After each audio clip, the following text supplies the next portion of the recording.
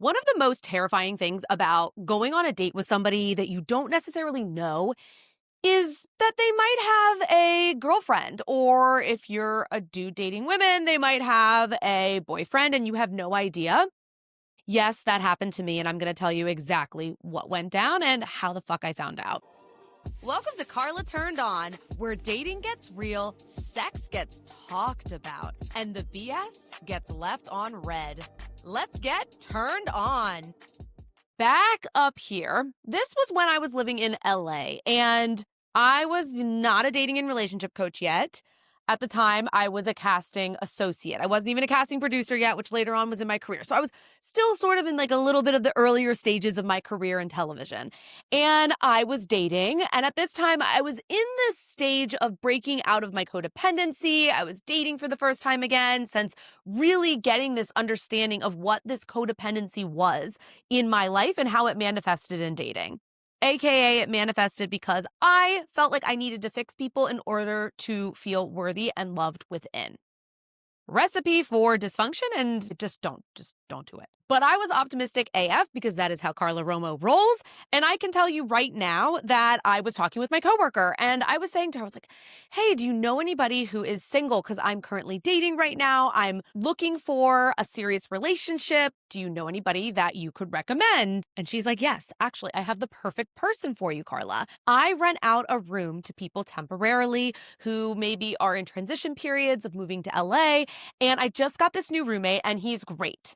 And I'm like, awesome. This is so great. It's not on the apps, which yes, I was on the apps at the time. And I was like, okay, like I'm totally open to meeting this guy. Let's do it.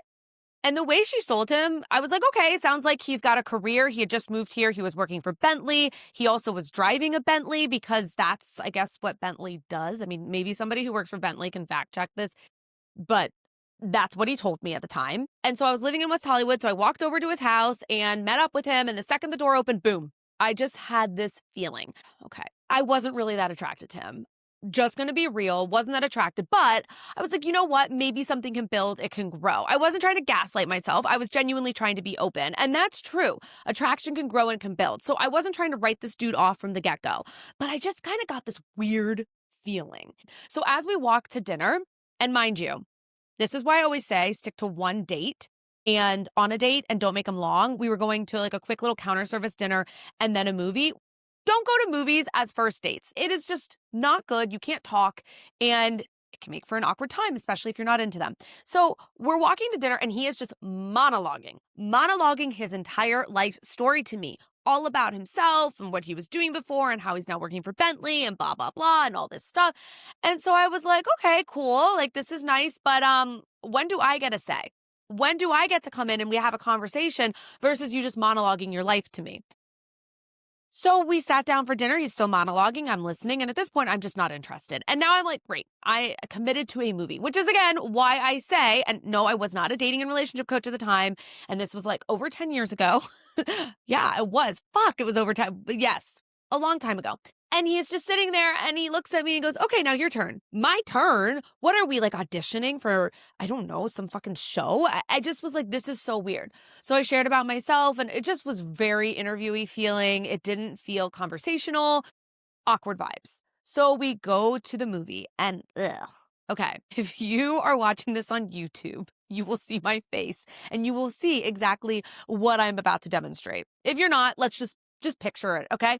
So at the movie, he takes his arm and he like puts it over me. And if I was into it, I'd be like, yeah, this is hot. This is great. I really like it. But I wasn't into it. And I was just like, oh gosh. Oh gosh. And look, at the end of the day, you don't necessarily know whether somebody's into it or not. So I'm not faulting the guy for putting his arm around me. I'm just thinking back and going, holy fuck, that was so weird and uncomfortable. And to this day, I can still feel that feeling. Okay.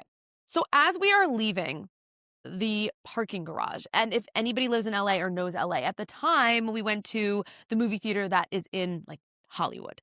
And so we're going down the escalator. We're going down the parking garage. It's ramp. There we go. Come on, Carla, find your words. We're going down the parking garage ramp and he makes a turn and boom, he hits the curb. He hits the curb in his Bentley. I'm just sitting there like, what the fuck? Get me out of this date. Long story short, I go home. We hug goodbye. He drops me off. We hug goodbye, whatever. He ended up texting he was interested. At the time, I did not know it was okay just to say I'm not interested. So I texted a friend who dated a lot and she was like, tell me you're just really busy over the next couple weeks. So I said that. And then I never heard from him again. Okay, we're going to pause here. A year and a half later, I'm a casting producer and I'm talking to my associate. And she's talking about the producer that had set us up because she and that producer were close.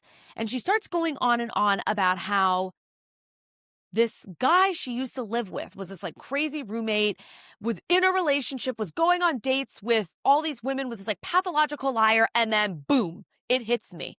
I'm like, I went on a date with that guy. I went on a fucking date with a dude who was lying to me about being in a relationship.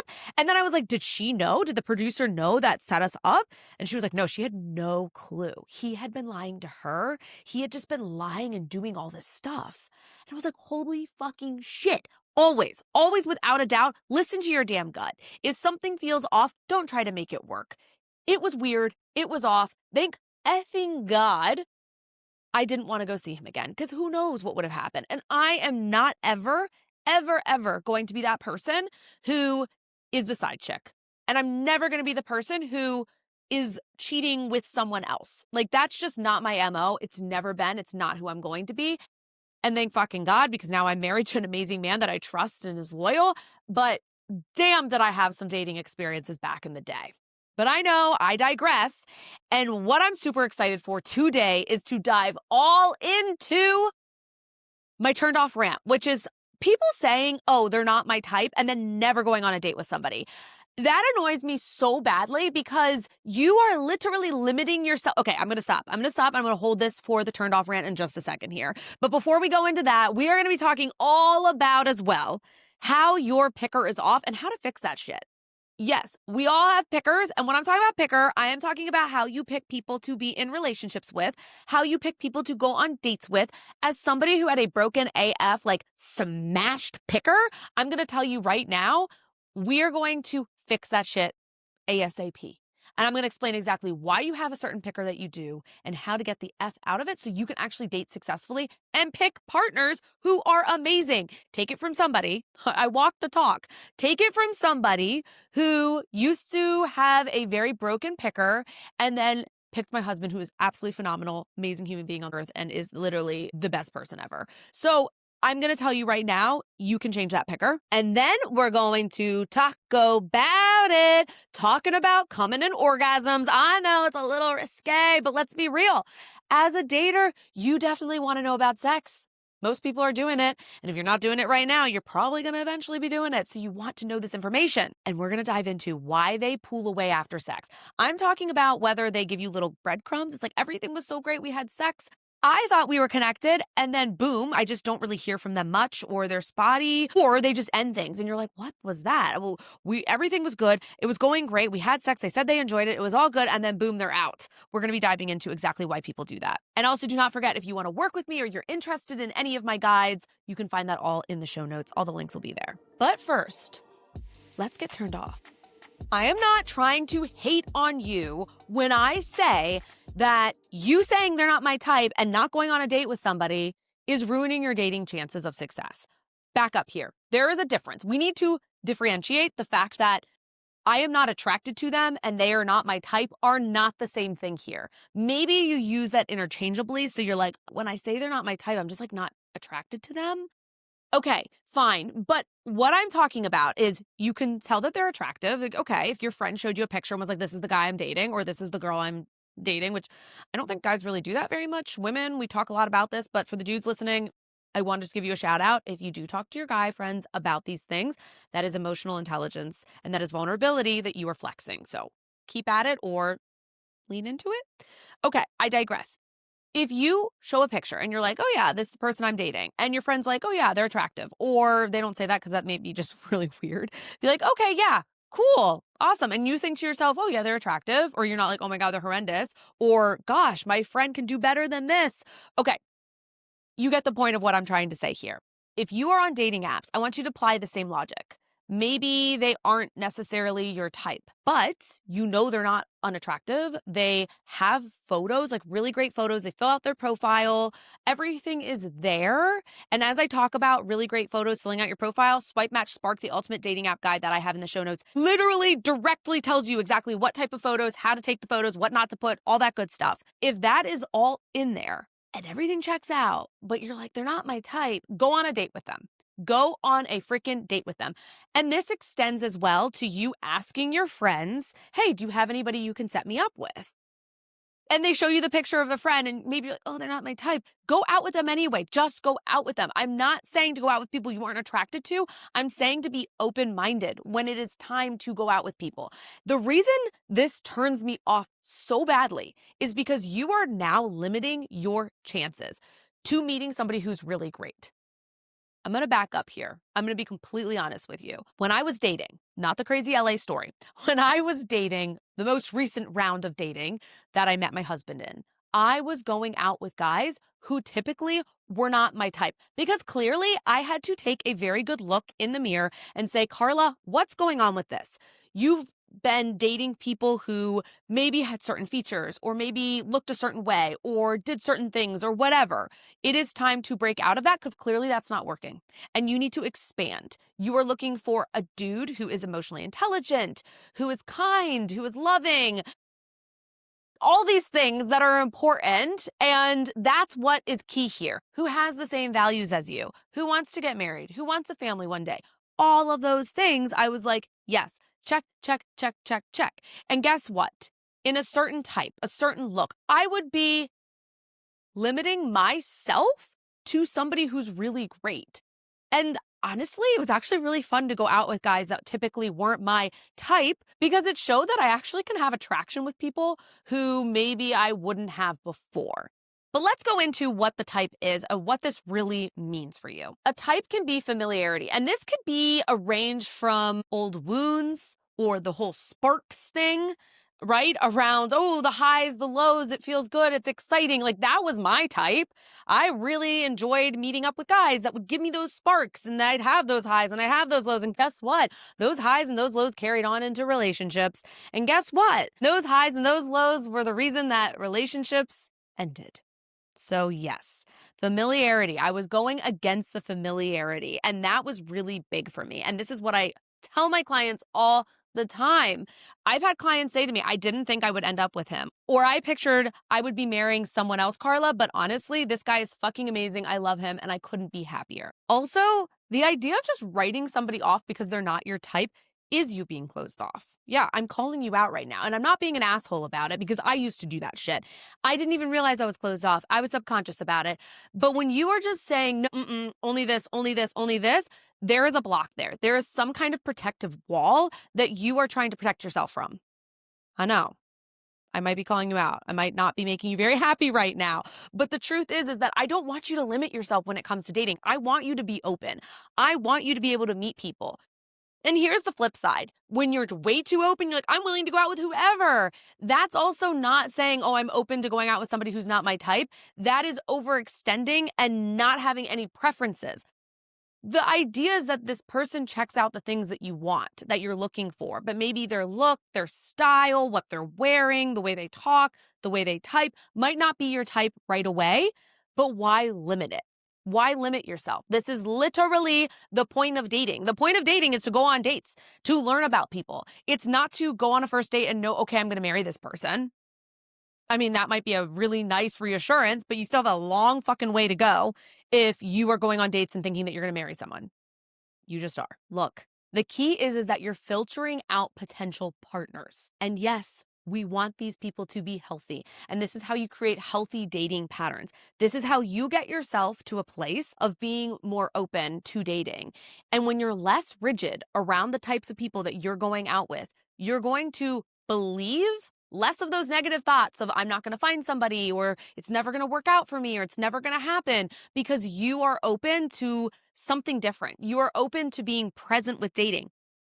which is so important here. So, really, you're giving yourself the opportunity. It's not about these other people. You're not dating for the opportunity of someone else finding someone. You are dating for the opportunity that you are doing the picking. I know I've said this before. If you've listened to more of my podcast episodes before, you will know. I always say, you are picking, you are not being picked. So, whether it's a certain aesthetic or a certain type of pattern you're used to, explore dating outside of that. And if you go on a first date with somebody that is really great, but you're like, I don't have those sparky butterfly feelings, go on a second date. It does not hurt. And it does not mean that you are leading someone on unless you are so closed off that you're like, it's a hard no. I'm not even going to be open to it. I'm only going on a second date because Carla said to. Please do not do that. Go on that second date with the idea of, you know what? This isn't maybe my typical person that I usually go out with, but I am going to pivot and go out with somebody new. Because that, at the end of the day, is the point of dating. So if your picker is off, let's talk about why.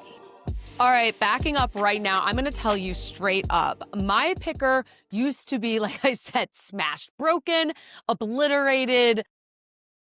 I don't even think I had a picker. I just was looking for somebody to fix so then I could feel worthy. Like I said, deep in that codependency, not there anymore. I've been broken free for that for quite a while. But that picker just was off, off, off, off. It was like red flag, great, I can fix it. Red flag, great, I'm going to paint it green and we're going to pretend it doesn't exist until it gets so freaking big. Oh, you cheated on me. Or, oh, you're abusive. Or, oh, you have serious addiction problems. Or, oh, you have a lot of mental health issues that you're not taking care of. Which, mind you, some of those things, addiction or mental health, not the abuse, are things that people can struggle with. But if they're on top of it and taking care of it and sober and on medication or seeing therapists, etc., it's okay to date somebody maybe who has those things. But when they're not dealing with it and you are the one enabling them, toxic AF, picker off. And I'm going to be real with you. A lot of times when your picker is off, it can be through past trauma. It can be childhood trauma, relational trauma. It doesn't matter. But the reason that maybe something feels comfortable is because of your past wounds. I'm not sitting here telling you that you have them. I'm not sitting here directing you what to do with them. I'm just letting you know this is a common theme and pattern that a lot of my clients have worked with mental health professionals to be able to suss out some of the trauma so they're not continuing these patterns. I know for myself it absolutely was. It wasn't until I started doing trauma therapy that's when I started to realize, oh, subconsciously my picker is because of these unhealed wounds that I'm trying to fix and solve in the current relationships of my past. Doesn't work that way. You can't go forward with trying to go backwards. What happened in the past is done, and what's important is to actually heal from it. So TLDR, if your nervous system is dysregulated, then your picker is going to be off because you are going to be picking on the basis of what feels right for you. And if your nervous system is up and down and it doesn't feel leveled or it doesn't feel regulated, then you're going to pull toward people who can disrupt that nervous system from being regulated. Now, if you have been burned in the past, like I have before, and you're dating and you're like, I don't know, maybe I'm making the wrong choice. How do I trust myself? I don't know. Sometimes you just have to get into that relationship. If the person you're seeing, everything is checking out, it's good, there aren't any major red flags, at that point, I would suggest to you to commit to the relationship. Obviously, if it was rushed or there's red flags or your gut's off, don't do it. But a lot of times you're not going to know. You're not going to be able to tell and be like, yeah, my picker is off. It's a red flag until sometimes you're in a relationship. There are signs and there can be some things in the early stages that cue you in, but also don't beat yourself up. If you get into a relationship and you're dating somebody and 6 months in, you start to see these things and you're like, gosh, I knew I can't trust myself. Why does this always happen to me? My picker, I suck. Stop being hard on yourself. Stop. There is no perfection when it comes to dating. It's all about progressing. That's it. You can't be perfect in this. And when you try to be perfect in this, you start to beat yourself up. And then you start to be hard on yourself. And then you start to wonder, what the hell is wrong with me? It's a cycle, and it is toxic for you to get into.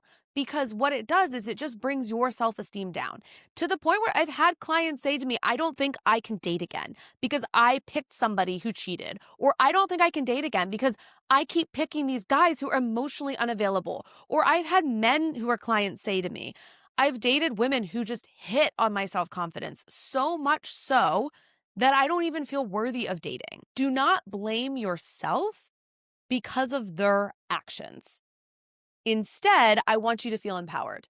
I want you to recognize that if, yeah, my picker is off, or I am noticing these things, that you actually have the power and control to start to change these things.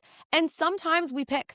Sometimes we pick. I'm going to tell you right now, I was engaged to somebody previously, and I thought I had picked right. Everything seemed to check out. Sure, there were a couple things in the relationship that I addressed with that person, but I thought, yeah, I picked the right person to say yes to marry in life. And boy, was I fucking wrong, because right after we got engaged, quickly everything crescendoed into this. Hey, real quick, don't forget to like and subscribe. And if you want dating support, don't forget to look in the notes below where you can learn all about my guides and how to work with me. And if you want to follow me on my socials, you can find me anywhere at I am Carla Romo. Let's get turned on.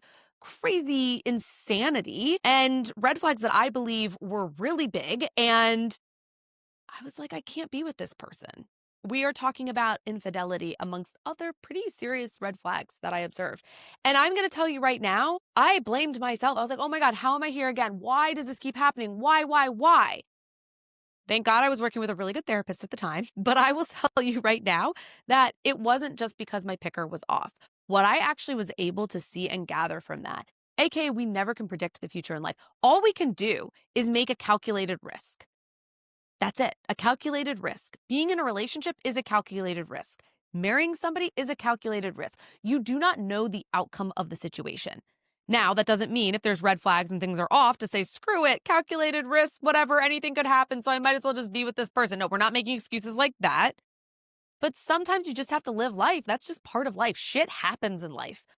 People cheat in life. People also do some really other crazy shit in life. You get to decide, do you want to pick the person that's doing those things? And I chose in that situation to walk away. I said, you know what? I'm not going to try to make this work. I don't want somebody who's doing these things to me, who's acting this way. So I am going to walk away from this situation. And that was empowering as hell because I was picking. My picker was no longer broken.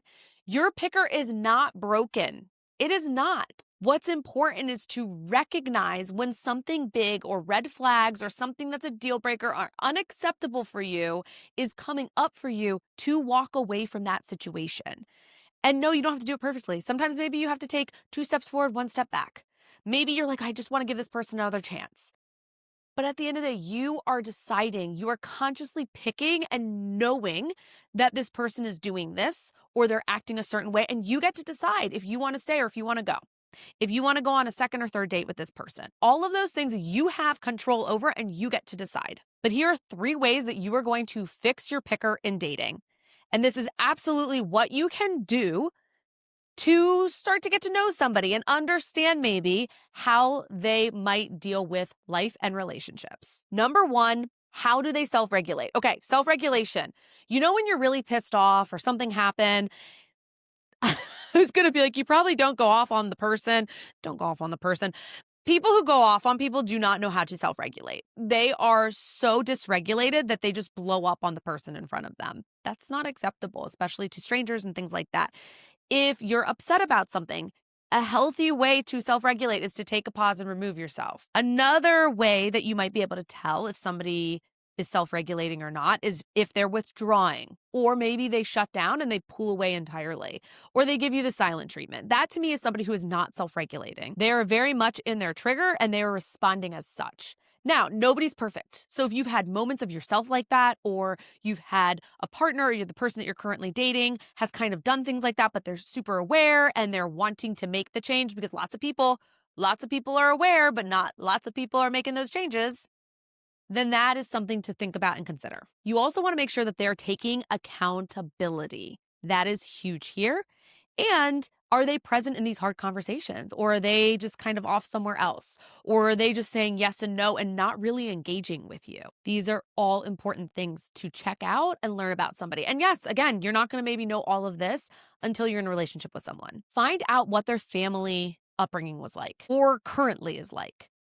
I'm going to tell you right now, from somebody who came from divorced parents, so I am not sitting there shitting on people coming from divorced parents or had dysfunction. What I did, though, was I took responsibility for, as an adult, how that affected me.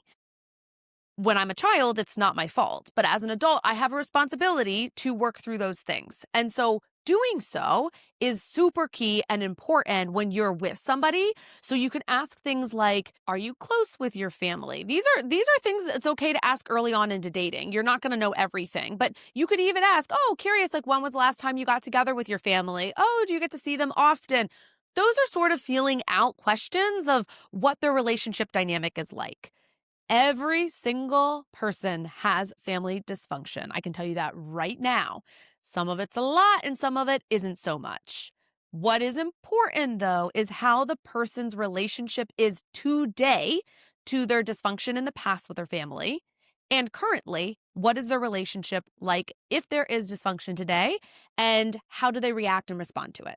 And the third one is, have they ever worked through any of their past traumas, wounds, relationships, breakups, all of that stuff? And this can look like going to therapy, hiring coaches like myself. Maybe they've done workshops, retreats. They read books on it. They learn about it. They listen to fun podcasts like Carla Turned On so that they can have an awareness of what has come up for them, but not just the awareness piece, but they need to also work through it. So you're learning about them right there and then, right? And this doesn't have to be anything that you talk about on first date, but this definitely can be something that once you've gone on a couple dates of, oh, when some things come up from your past, how did you work through your relationship? Or I know you said that you're not really close with your family, so how have you worked through that? You're learning their process and in real time. If they're like, oh, I went to therapy when I was 5, I don't believe in it, never again, therapy's stupid, that's a red flag. Nobody has a foolproof picker. We don't. If we could fortune tell and just like, I could get on here with some tarot cards and just tell you what's going to happen, great, that would be awesome. But guess what? The reality is we don't have the answers and we're not going to have the answers. What is important is that you have the awareness. You act on the awareness. Green flags. You can self-regulate and you find somebody else who can also self-regulate. Some of the biggest dysfunction happens when one person or both people cannot self-regulate. So if you find yourself picking people who have all this dysfunction or all these issues or red flags, there's nothing wrong with you. You're not broken. You're not messed up for life. This isn't the trajectory of how you're always going to attract partners. But you do need to look inward and you need to look at what feels unhealed. What is it that I need to work through and get help with so that I can have a stronger picker in life? And honestly, once you understand that, you get choice. You get to control your dating and you feel good about your damn self. Take it from somebody who's done it themselves and who's helped over 1,000 clients with their pickers. Happy dating. And now, what you've been waiting for, Taco About It, talking about coming in orgasms. And we are diving into why they pull away after sex. Like, what the F? That does not feel good at all when somebody does that to you. It can feel shitty. It can feel like, was there something wrong with me? Am I not good at sex? It can really take a hit on your self-esteem. So why the hell do people do this? Everything's great, things are good, and then they just never call you back. Or you go on dates with this person, you have sex with them, and then you're just like, they're not really texting me much. They're not really trying to follow up and get together as much. What is going on? Yes, it's confusing as hell. Yes, you are not crazy. And yes, let's dive into why the hell they do this. Number one, they get this intimacy hit and then they're good. So for you, you were looking at as sex as bridging the gap to feeling closer. For this person, they're emotionally unavailable. So they get this hit and then all of a sudden you're just like, WTF, why did they pull away? Because when real intimacy showed up, they pulled away. They cannot hold space or capacity to have both. I don't care what you say. It is vulnerable AF to have sex. It just is. And it's really vulnerable to open yourself up intimately to someone. And then all of a sudden, maybe for somebody who's not emotionally available, you're like, whoa, way too much, backing up, I'm pulling out. No pun intended. But they're like, I'm pulling out right now. This is not an excuse, by the way. Just so you know, this isn't an excuse as to, oh, well, they, are emotionally unavailable, so I understand why they're not getting back. No, I'm just explaining to you what might be going on. But this is not an excuse. You deserve to be with somebody who is emotionally available and who's going to be in it with you 2 feet in. Number 2, their attachment style got triggered. This hits a lot for avoidance. So avoidant attachment style is always this 1 foot in, 1 foot out. When things start to become emotionally intimate, they might pull away a little bit. Now, if you combine the emotional intimacy and then all of a sudden you have sex with this person, whoa, shit just got really real in this relationship or in your dating situation. And then all of a sudden they're like, oh, default, arm's length distance, too close for comfort, gotta pull away a little bit. And then boom, you're left going like, I don't get it. I don't understand. But then they reach out a little bit. They're like, hey, what are you up to this week? You're like, well, Saturday I'm free. If you want to get together, like, oh, okay, cool. Text you the day of, hey, sorry, a little busy. What about next week? They're not creating formal plans with you. They're kind of just like leaving you on red, a little bit of that hanging. Because for them, vulnerability equals way too close. We're not going to do this. Number 3, the fantasy fizzled out. It collapsed. It went, kaput, all done. Some people chase for the chase. Yes, it is a real thing that people do. I'm not saying that they were just trying to use you for sex, but it can make you feel like you were used for sex. And this goes for men and women. Once sex is done, all of a sudden the mystery is no longer. They know what it's like. They're just kind of like, okay, whatever. It's just kind of meh. I don't really see a future with this person. Or they might come up with excuses of why it's not going to work out. Or they might just say, hey, let's only have sex. And that's all I want of this. They've built up this idea, this fantasy, this storyline, and now they're not chasing it. And you might be like, what the heck happened? They were saying they were super into me. Like, I just don't understand. Yeah, you're not going to understand because you aren't building up this fantasy of what could be with this person. Well, maybe you are, but not in their sense. And all of a sudden you're just like, then it's just like gone. Like that doesn't make sense. Yes. Well, to somebody who builds up the fantasy and enjoys the chase. And then once they get it, they're like, it's done. Why would I there's no incentive. There's no reason to keep going with this. Yeah. You're going to feel used.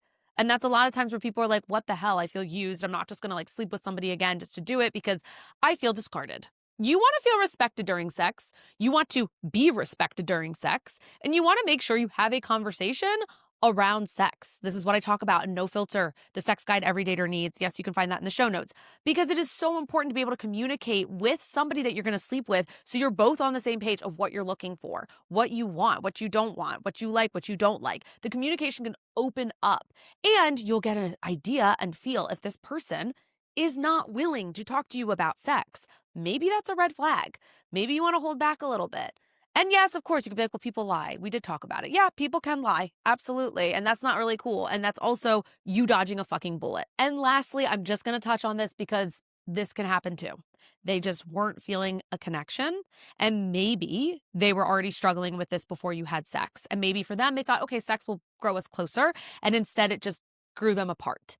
But it is not a hit at your worth or your value as a person or as somebody who's dating. So if somebody disappears or distances themselves after sex with you, that's not rejection, baby. That's protection. Loved this episode? Rate it 5 stars, hit that subscribe button, baby, and leave a review. Do you want to work with me? Grab my dating courses, apply for my coaching at carlaromo.com or find it all in the show notes, and give me a little follow at I am Carla Romo on Instagram, YouTube, and TikTok. Catch you next time and stay tuned. Carla Turned On is for educational and entertainment purposes only. This is not a substitute for therapy. For professional support, please reach out to a licensed mental health provider.